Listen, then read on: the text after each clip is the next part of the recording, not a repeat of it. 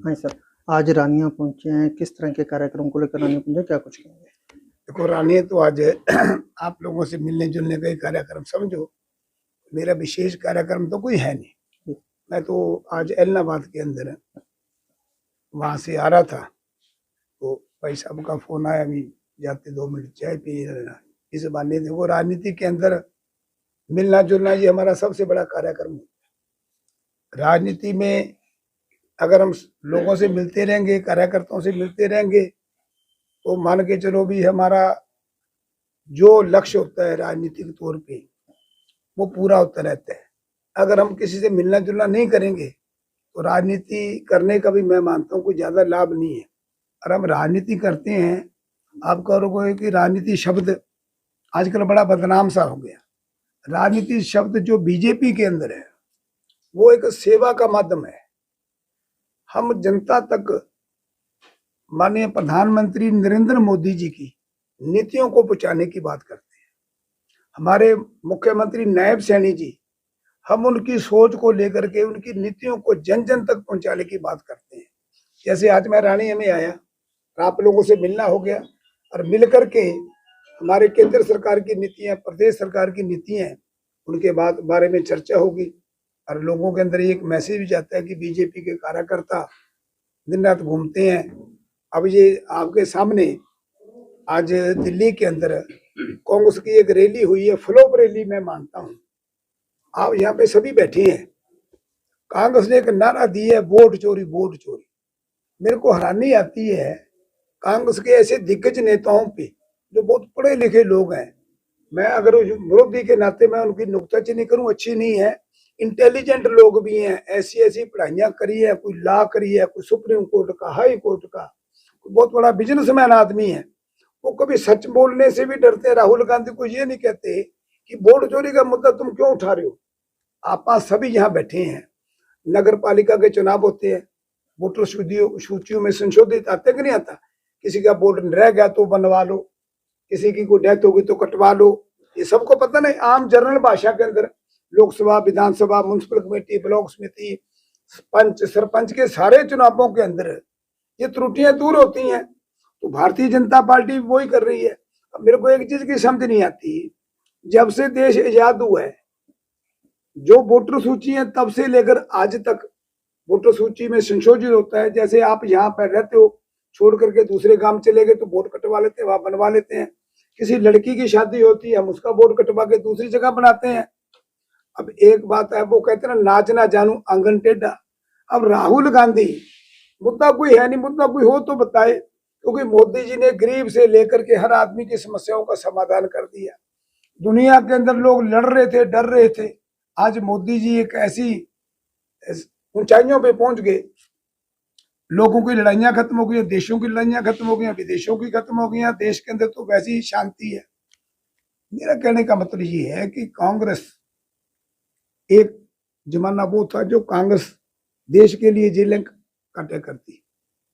अब कांग्रेस वो है जो देश के लिए नहीं बल्कि अपने परिवार के लिए लोगों की जेबें काटती है। पहले कांग्रेस वो होती थी जो देश के लिए लाठी और गोली खाया करती थी, लाला लाजपत राय की तरह।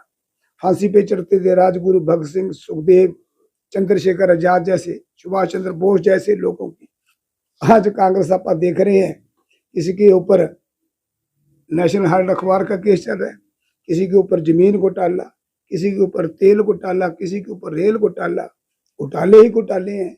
और आपको एक बात मैं आज प्रेस के माध्यम से बताना चाहता हूँ, कांग्रेस पार्टी बेल पे है, बेल पे।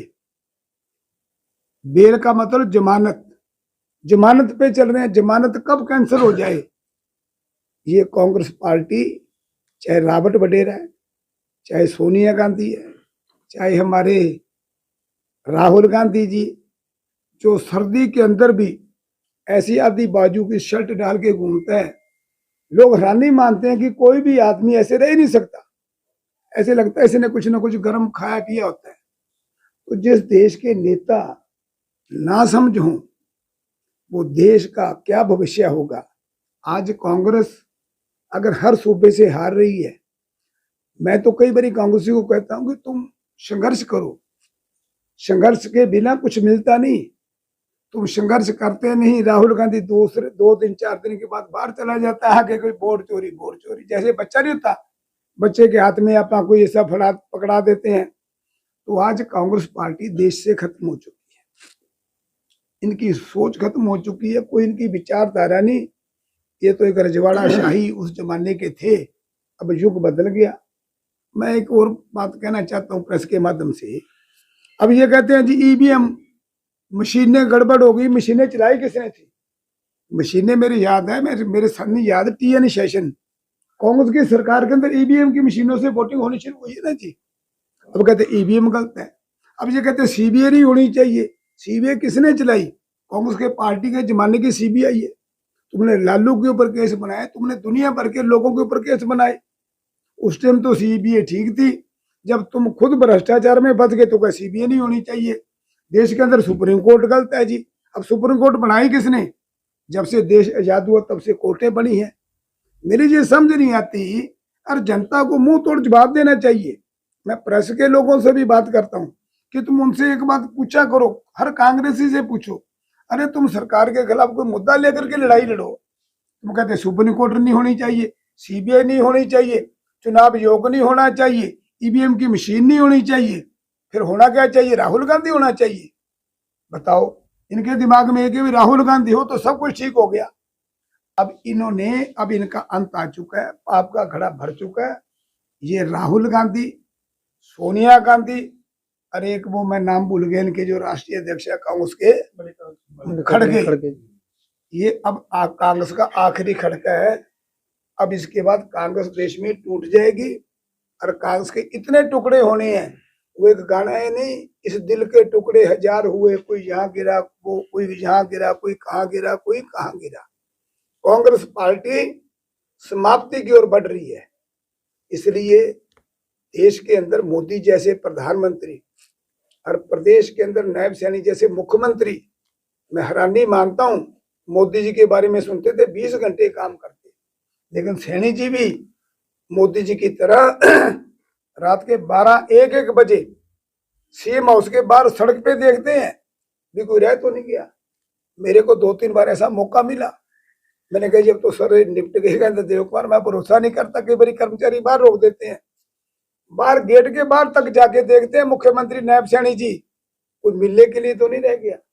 और एक दिन का काम नहीं, सरकार आने से पहले और अब तक आने के बाद ऐसे मुख्यमंत्री, ऐसे प्रधानमंत्री, इस देश के अंदर कर्मचारी खुश, किसान खुश, व्यापारी खुश, गरीब आदमी खुश, हर आदमी चारों तरफ से खुशी की लहर है। मैं तो यही निवेदन करता हूं कि आज ये जो देश के अंदर वोट चोरी का जो उन्होंने मुद्दा उठाया है, इसका मुंह तोड़ के लोगों ने जवाब देना चाहिए। अगर बंगाल में ममता जीत जाती है, वहां वोट चोरी नहीं हुए। अब हरियाणा के अंदर जब सरकार रही कांग्रेस की, मनमोहन सिंह 10 साल सरकार में रहा, तब तो वोट चोरी नहीं हुए। जब कहीं कांग्रेस में, कर्नाटक में कांग्रेस की सरकार है, वहां चोरी नहीं हुए। हिमाचल में कांग्रेस की सरकार बनेगी, वहां चोरी नहीं हुए। क्यों? वहां चोरी नहीं करना जानते थे। अगर हम हरियाणा में चोरी कर सकते हैं वोटों की, तो हिमाचल में भी कर लेते, हम कर्नाटक में भी कर लेते। कमाल की बात है, लोग सब चीज को जानते हैं। और ये लोग, मेरे को लगता ही नहीं ये पॉलिटिकल आदमी रह गए। राहुल गांधी, सोनिया गांधी, रॉबर्ट वडेरा और प्रियंका, इनको राजनीति से कोई मतलब नहीं। अमीर घरों के जैसे होते ना, अमीर घरों के बच्चे पुराने जमाने के चौधरी थे। ये पुराने जमाने के चौधरी के नाम से इनका थोड़ा बहुत चलना है, लेकिन अब जनता जान चुकी है कांग्रेस समाप्ति की ओर है। इस देश के अंदर भारतीय जनता पार्टी मोदी जी के नेतृत्व में, हरियाणा में माननीय मुख्यमंत्री नायब सैनी जी के नेतृत्व के अंदर, हरियाणा के अंदर 24 फसलों पे एमएसपी लागू की है। आप देखते हो हिंदुस्तान के अंदर पहले मुख्यमंत्री है जिन्होंने 24 फसलों पे एमएसपी लागू किया, योजना मोदी जी ने लागू की। आज कौन सी ऐसी चीज है बिजनेसमैन को इंडस्ट्री लगाने के लिए सरकार बड़ा लाभ देती है? कर्मचारियों को हर महीने तनख्वाह घर बैठे आती है। एक पंजाब का सूबा हमारे साथ लगता है, रो रहे हैं वहां पे लोग, कर्मचारी के अंदर 3-3, 4-4 महीने से तनख्वाह नहीं आ रही। हाहाकार मचा हुआ है देश के अंदर। अब मोदी जी के नेतृत्व के अंदर मैं तो आपको एक बात और बताना चाहता हूँ, क्योंकि रानिया के लोग भी हम पड़ोस में, हमारा पंजाब सूबा, अगला चुनाव जो होगा भारतीय जनता पार्टी की सरकार होगी। लोग कांग्रेस से दुखी हैं, आम पार्टी से दुखी हैं, लोगों के पास सिवाय बीजेपी के कोई विकल्प नहीं। देश के अंदर आप केरला का देख लीजिए, नगर पालिका के चुनाव हुए, वहां कमल का फूल खिल गया, चारों तरफ कमल का फूल खिलता जा रहा है। इसलिए मैं आज तो आपके बीच में, मेरा सौभाग्य है कि मैं यहाँ पे आया था। हमारे विशु जी, जिनको लाड से हम विशु जी कहते हैं, कि इन्होंने कहा कि चाय पी के जाना है, आप लोगों के दर्शन हो गए। तो मेरा यही मानना है कि कांग्रेस का अंत अब हो चलो, चुका तो है। आपने कहा विपक्ष कहीं ना कहीं वोट चोरी के आरोप लगा रहा है, मुद्दा उठा रहा है। क्या लगता है पिछले कई दिनों से एक और मुद्दा जो गरमाया हुआ है कि केंद्रीय गृह मंत्री जी ने जो सदन में गाली दे दी। अब ऐसे है जी, वैसे तो मैंने तो सुना नहीं कि सदन में गाली दी। अब गाली क्या जी होती है, गाली नहीं होती उनकी कोई अपनी, मेरे को वैसे इस विषय में कोई ज्यादा जानकारी भी नहीं। कोई गाली दी है मेरे को, इस बारे में कुछ मैंने ना देखा है, ना मैंने सुना है, और मैंने अखबार में भी नहीं पढ़ा। तो मेरे को नहीं लगता हमारे गृह मंत्री देश के, आज गृह मंत्री जी इतने बड़े दुनिया के अंदर उनका नाम है, ये ऐसी भाषा बोल ही नहीं सकते। अब यूं ही कोई कहते जी मेरे को गाली दे दी, अब कहते वोट चोरी हो गई, वोट चोरी हो गई। इनके काम ही ऐसे है, झूठ पे कांग्रेस। अब इनके पास झूठ के सिवाय और कोई बात ही नहीं बची। कोई इनके पास मुद्दा नहीं, ना कोई महंगाई का मुद्दा, ना कर्मचारी का, ना व्यापारी का, ना किसान का। अब ये तो धूल में लट मार रहे हैं जी, ऐसे बहाने ढूंढते हैं भी कोई ना कोई बात मिल जाए, ऐसी कोई बात नहीं। चलो, तो आप हरियाणा बीज विकास निगम के चेयरमैन भी हैं, और किस तरह के किसानों के लिए जो नए नए प्रयास सरकार कर रही है। किसानों के लिए हमारी ये प्रयास है, किसान को हम अच्छी किस्म का बीज देने का काम करते हैं। किसान की माने प्रधानमंत्री जी जो है, जिनका एक सपना है कि किसान की आमदन बढ़नी चाहिए। जब बीज अच्छा मिलेगा, ठीक रेट पे मिलेगा, तो बीज की पैदावार बढ़ेगी।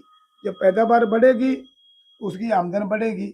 तो बीज विकास निगम जो है, किसान के लिए अच्छी दवाई मिले, अच्छा खाद मिले, कहीं भी कोई ऐसा बीज ना मिले, कहीं नकली दवाई ना मिले, हम इस बात के ऊपर पूरी कोशिश करते हैं।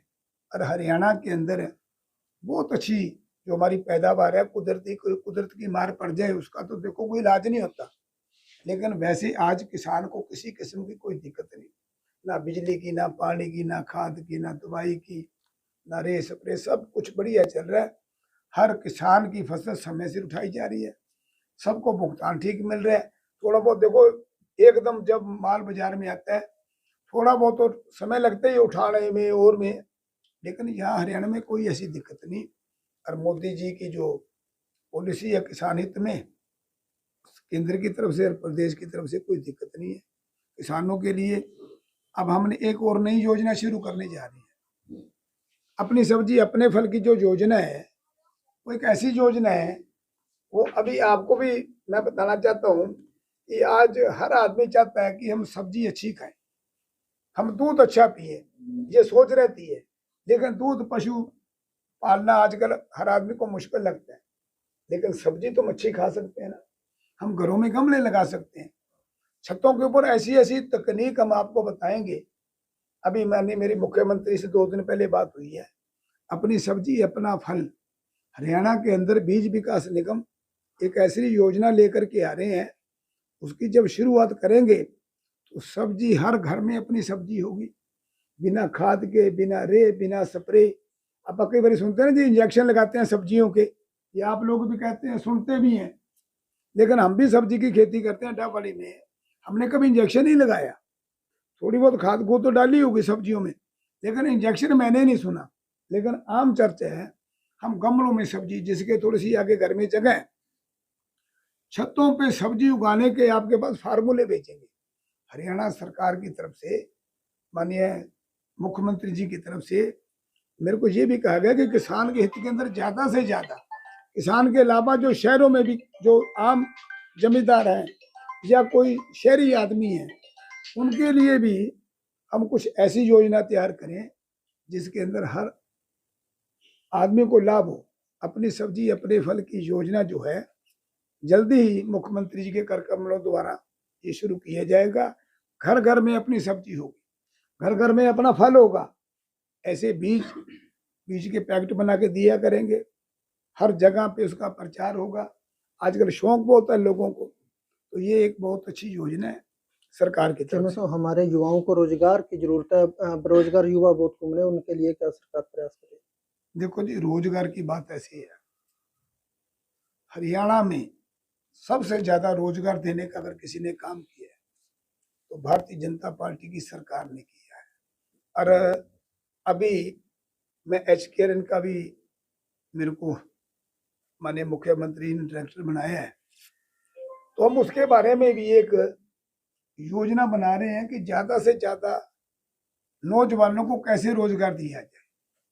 अभी पीछे हमारी बोर्ड की मीटिंग हुई थी, उसके अंदर भी काफी विचार विमर्श हुआ। अभी HKRN के अंदर एक नई योजना जो है, हम बच्चों को विदेशों में भी भेजने का काम करते हैं।